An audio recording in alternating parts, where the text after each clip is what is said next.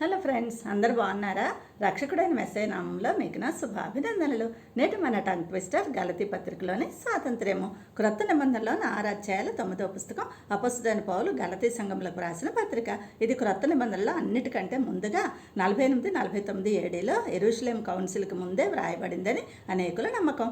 గలతీ అన్నది ఒక పట్టణం కాదు, ఆసియా మైనర్లో అనగా నేటి టర్కీలో నల్ల సముద్రం మధ్యధరా సముద్రముల మధ్యనున్న ఒక రోమా రాష్ట్రము. ఇచ్చటి ప్రజలు గాల్స్ తెగకు చెందినవారు.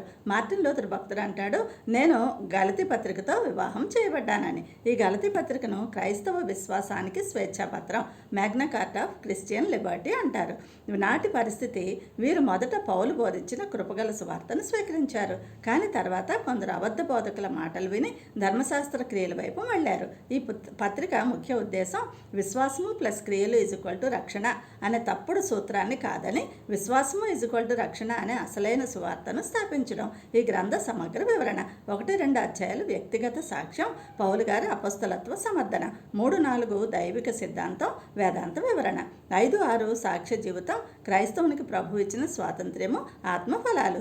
దీనిలో కొన్ని తర్జుమా తప్పులున్నాయి, చూద్దాం రండి. హెబ్రీ అనువాదమును బట్టి 5:22లో సంతోషము హ్యాపీనెస్కి బదులు జాయ్ ఆనందం అని, విశ్వాసము ఫెయిత్కి బదులు విశ్వసనీయత ఫెయిత్ఫుల్నెస్ అని ఉండాలి.